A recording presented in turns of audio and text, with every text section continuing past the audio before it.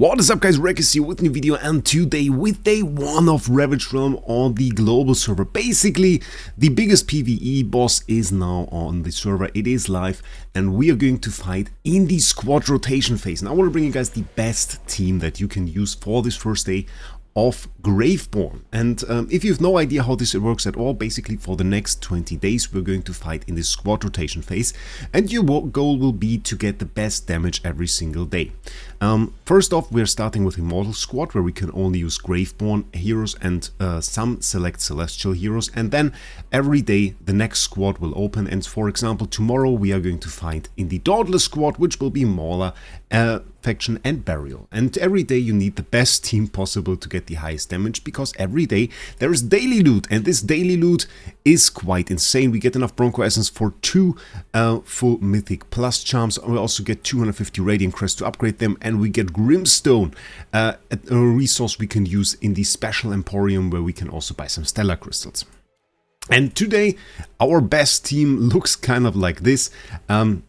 Let's just hop in there and watch one attack, and then we can I will show you all of the details right there. You always have to build 2 teams, and if you start into this game mode, it will offer you a skip function, which is very nice. It's a nice update to the last time we saw this game mode, and this will place you depending on your account power. So it might be that you're not immediately in the endless version of this boss, but might have to clear hard mode or something first. But with this team, this should not be a big problem. The key for our first squad is really Talene, so much so that even if you don't have like a super upgraded Talene, it is a great choice already if you just get yourself single copy Talene and maybe put Mythic Plus charms on her. If you manage to do this, you will already experience an increase in damage from all the scores that we have seen so far. So this already is quite an upgrade and something that you really want to consider. It's not necessary that you have a Supreme Plus or higher Talene. It helps, of course, it is very much so a good idea to do so,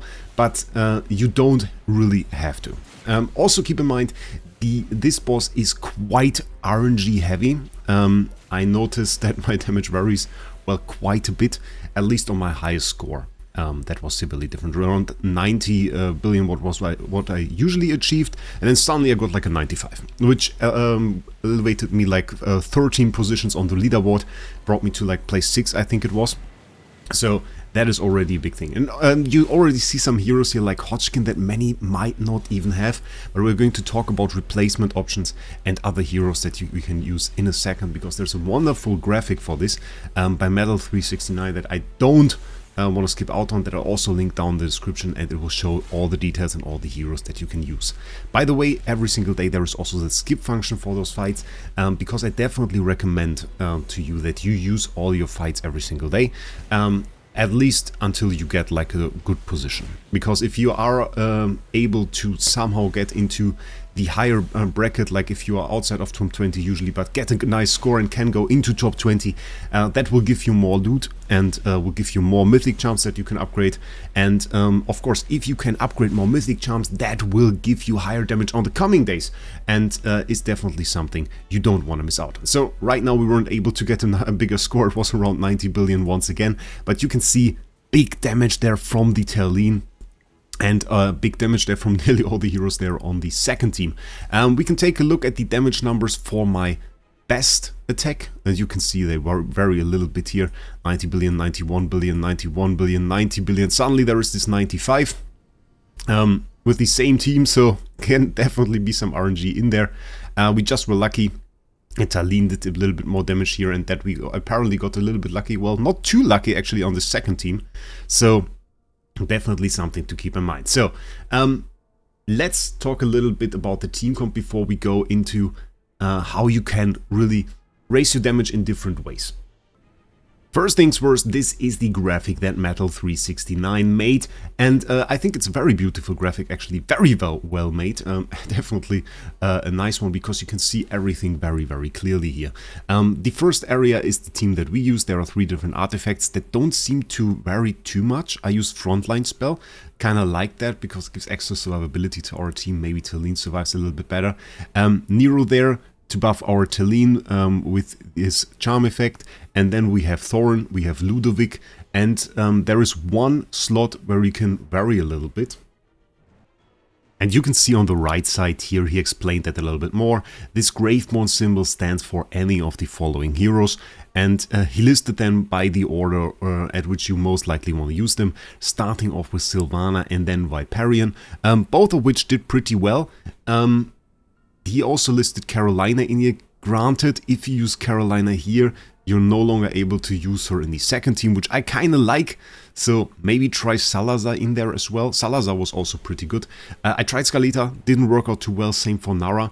So personally, I would just switch between Sylvana and Viperion for this slot, and then you are probably fine. For the second team, yeah, it's pretty flexible. He says, okay, use Cessia and any of those other heroes. But you saw Carolina did a massive amount of damage, so that is something to keep in mind.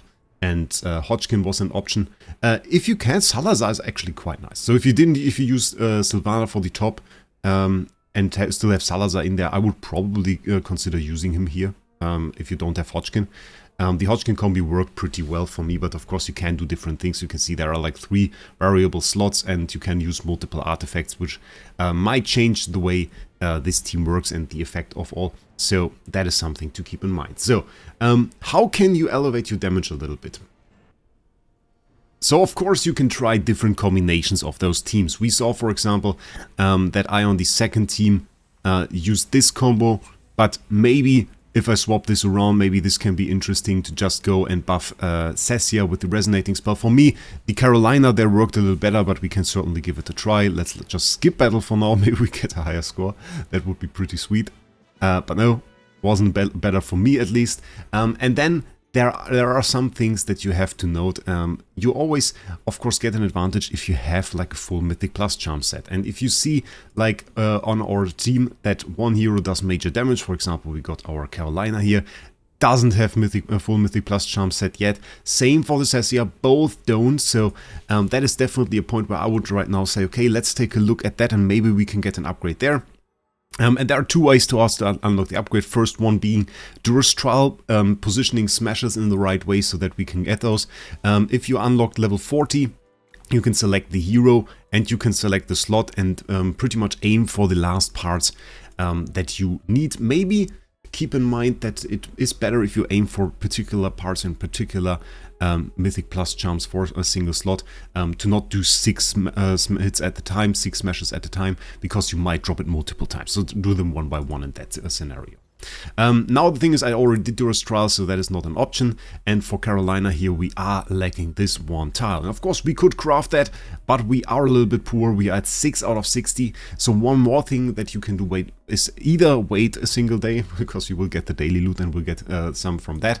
But also you can make use of your resources by going to the charm merchant. And you can see he is actually selling Bronco Essence right here. And we get 5 at a time for 400 of the red essence, which is a lot. But if we now buy like 11 of this, which is, by the way, this UI is a little bit horrible, I have to say that, and we get 55 from that, so now we already have that. And beyond that, keep in mind for the newest heroes, like if you want to use a Harak or a Hugin, there are always Mythic Plus charms that you can buy for very cheap in here, and I definitely recommend that. So now we actually can go ahead and we can craft this last tile. The other thing to note, and the other way you can actually upgrade your charms, is you can also go in here and refine those charms. For our day, today, the best hero to do that would actually be our Talene. I can do that today to demonstrate. I won't usually do that. I will want to save some of this up for like the last day, for the last phase, for the ultimate squad, because there we really need our best heroes. But today, let's just go ahead and refine those charms, get ourselves some extra attack on the Talene, and make sure on day 1 we get the top loot. You get 250 of this Radiant Crest every single day, which is not quite enough to upgrade an entire hero, but already a fair upgrade to your overall power. The Cessia sadly we can't do today, so this is something that I will now keep in mind and maybe do for the next time, because we are going to see this Graveborn fight more than once. There are only 4 factions and we have 20 days to go, so we're going to do it like 5 times. And the goal is of course to be more prepared for the next time. So right now, we now have the upgrade to Talene with the enhanced charms. We did a little switch here for us that didn't work out, so we switched that back. And we can right now go ahead and see if we can get higher damage with this final attack for this video.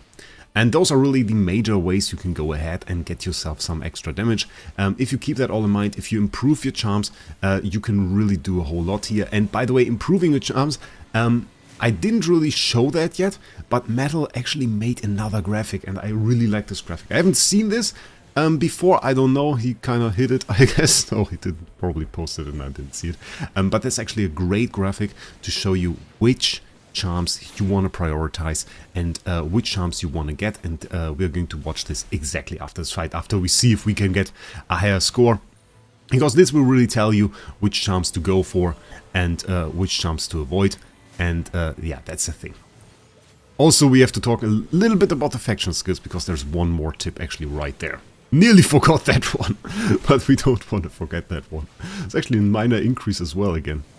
So let's see, we got a 50 here, it's not too bad. Usually we're around 35, 34 on the other fight. So that is something new. Let's see. Okay, 54.6, okay, it's not bad. Where are we going to end? I wonder. Okay, I'm going to skip that because this is going to take 90 seconds and we only have 3 heroes here, so that's not that insane. Let's see if we can get a higher score.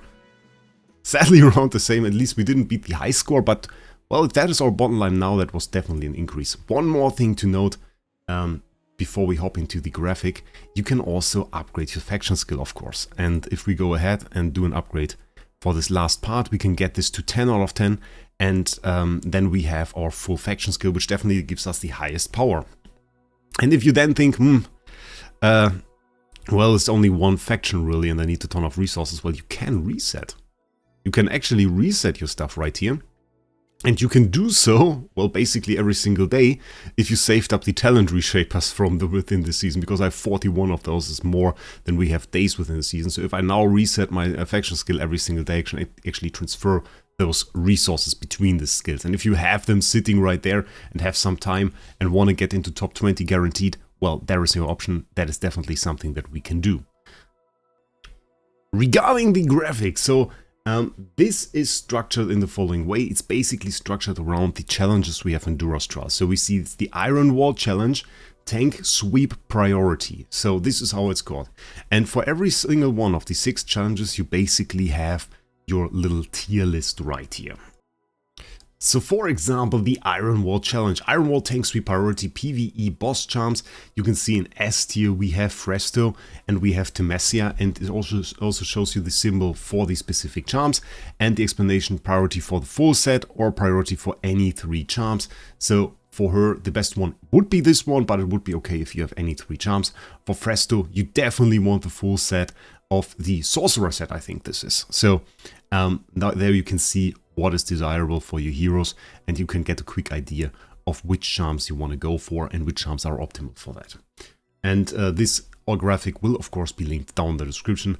Thanks to Mel369 for making this. He said Daragon supported him on this, so shout out to him as well.